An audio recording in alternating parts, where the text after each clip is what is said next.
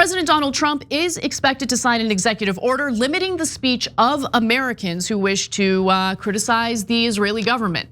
Now, it's not being worded that way, but I want to be clear that this is what the potential executive order is all about. So the New York Post apparently was able to obtain the language of this executive order ahead of time, and they reported on it. And they write that the order requires agency and department leaders to provide the White House with recommendations within 60 days and outlines plans for the Justice Department to investigate pro-Hamas graffiti and intimidation, including on college campuses, according to a document describing the order. So look, I'm gonna be unequivocal and very clear here. Investigating vandalism is totally fine. Investigating intimidation is totally fine. I have no problem with that. Those who are proven to engage in those acts should suffer the consequences. In fact, there are specific people who have done these things. And guess what? They were punished for it. Zaid Mohammed Maudawi, a 26-year-old president of the Richmond, Virginia chapter of American Muslims for Palestine, was arrested for allegedly climbing atop a monument near the Capitol and spray painting "Hamas is coming." And guess what? He was arrested. You just heard it. I just read it. In fact, the Justice Department, the federal government, announced in October of last year that he was federally charged. Take a look at this. Protester federally charged with damaging US government property at Union Station. So it really remains to be seen why Trump would need to implement an executive order as if guys like Maudawi didn't even face any punishment for his actions. And the on-college campuses part of the equation means that Trump is caving to pressure from pro-Israel zealots who didn't like that students were speaking out against the slaughter of tens of thousands of women, children, and elderly Palestinians in Gaza at the hands of the American government and through the actions of the Israeli Defense Forces.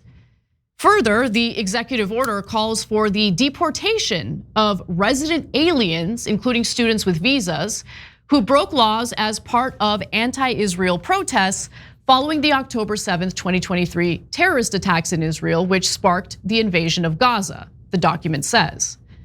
Now look, unfortunately, Trump will likely be able to, sign this executive order. I don't think anyone in the federal government, with a few exceptions, are gonna push back against it. And federal courts have also ruled that non-citizens do in fact have fewer free speech protections compared to American citizens. And for a party that loves to cry about DEI and the speech police on the left, well, Republicans sure love to carve out specific exceptions to their ideology when it comes to Israel.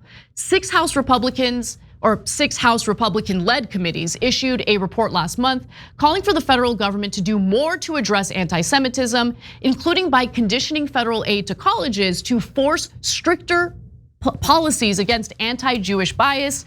Hate speech generally is legal in the US, but the House GOP report released last month argues that federal law bars recipients of taxpayer funds from tolerating discrimination. Criticizing a foreign government is not the same as espousing hate against a marginalized group of people. I want to be clear about that. Because look, the wording makes it seem like it's going after actual anti-Semites. But let's not forget how people who were saying anti-Semitic things were unfortunately getting grouped together or conflated with peaceful protesters who wanted their universities to stop investing in weapons manufacturers or anything that was helping to embolden the Israeli government to continue on with this war in Gaza. That's what they were protesting. The majority of people were actually peaceful. Those who weren't peaceful, those who were causing problems, in some cases definitely did face consequences. If they didn't, they should have faced consequences. But this conflation is what bothers me. This is a way to silence students who are not doing anything violent, who are not anti-Semitic, and that's a huge issue here. People like Prime Minister Benjamin Netanyahu intentionally confuse the two. Take a look. What's happening on America's college campuses is horrific. Anti-Semitic mobs have taken over leading universities. They call for the annihilation of Israel. They attack Jewish students. They attack Jewish faculty. This is reminiscent of what happened in German universities in the 1930s. It's unconscionable. It has to be stopped. It has to be condemned, and condemned unequivocally. He didn't want any of the protests to happen on American college campuses. He doesn't like any criticism. Anyone who criticizes the Israeli government is immediately labeled as an anti-Semite by the likes of Netanyahu. And that's the thing that's so frustrating, that we have a foreign government calling the shots here in the United States in regard to our own speech rights. When Netanyahu orders American politicians to heel like his dogs, they usually do it. And I gotta be honest, it's sad that someone like Donald Trump, of all people, isn't even an exception to that. Hey, thanks for watching that video. We really appreciate it, guys. And we appreciate it if you become members, because that allows us to be independent, honest, progressive, all the things that you don't get from corporate media. And all of that is because of you guys. Hit the join button below and become one of us, become a Young Turk.